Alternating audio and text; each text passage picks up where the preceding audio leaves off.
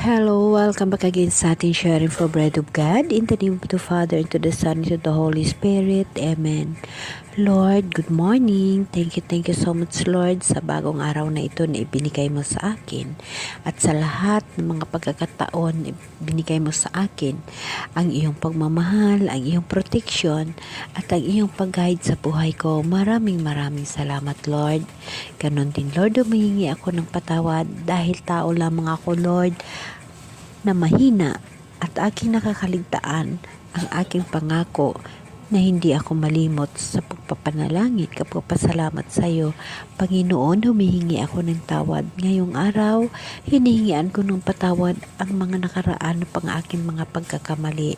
At ngayong araw, ako'y nagpapasalamat sa bagong buhay na binigay mo sa akin.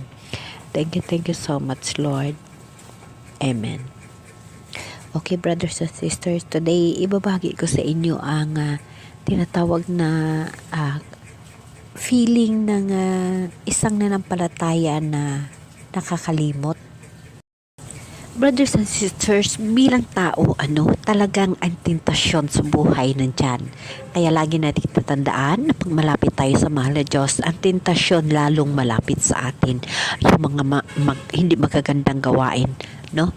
Ako'y nakangako sa sarili ko at mismo sa sarili ko na lagi kong kasama ang mahal na Diyos sa panalangin, sa pag-uusap, na lagi kami nagkukwentuhan ng mahal na Diyos sa pamaraan sa Bible o sa kahit anong pamaraan na pag ako'y nag-iisa, naganilay-nilay ako sa pag-isip ng espirituhano ng buhay ko. So, in the previous days o yesterday, gusto ko, ngunit lagi akong natatalo ng mga bagay-bagay sa mundo. Kagaya lamang ng panunood ng mga nobela, mga Korean.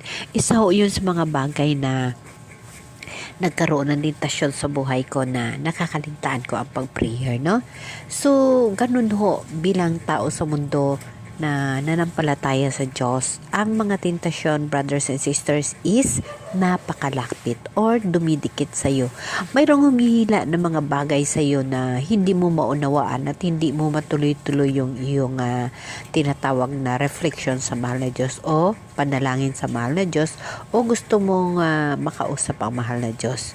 So, yun nga, brothers and sisters, na bilang tao, talagang matitintar tayo ng mga bagay sa mundo, no? Napakahirap ng buhay.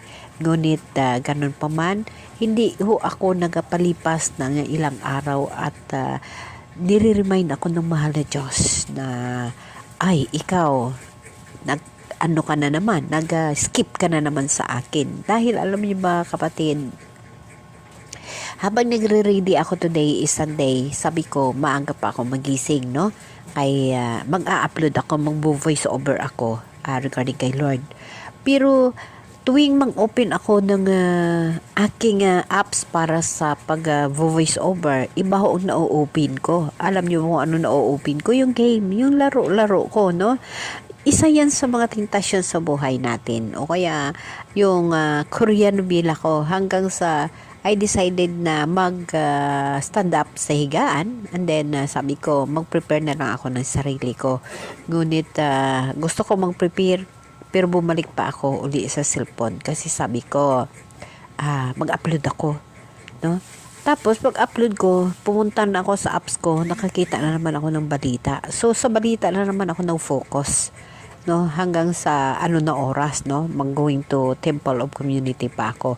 Ngunit na naig ang maka-Diyos at ang buhay na kasalukuyan aking ginagawa, ang manampalataya, ang mag-prayer, ang mag-voice over na naig ho. At ito, sabi ko, kahit may iksi lamang, magbabahagi ako. So, yun ho, yung ibabahagi ko sa sarili ko na karanasan, no, na isi-share ko sa inyo, na lagi nating tatandaan na wag ho tayo papatalo sa mga tentasyon.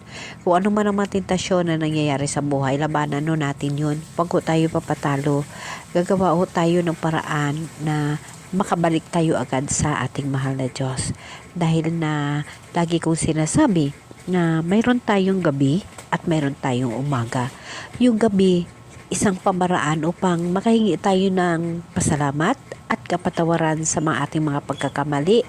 Kung makakaligtaan natin ang gabi na yon, mayroon pa tayong umaga. So itong umaga, ako ay nagkaroon ng lakas o ang Espiritu Santo rin Diyos ay nananatiling malakas sa akin, kaya natalo ko yung mga tentasyon sa buhay, yung mga tentasyon ng gawain, yung mga tentasyon na hindi kaaya-aya sa mata ng Diyos, or yung mga tentasyon na umaagaw sa obligasyon ko sa mahal na Diyos. Kaya ako ho'y nagpapasalamat dahil na ito aking naituloy at aking naigo, naiporsi ko yung tinatawag na paggawa ng voice over. Kaya nagpapasalamat ako sa mahal na Diyos dahil na nandyan siya, ginagabayan niya ako sa mga dapat kong gagawin. Amen? Amen.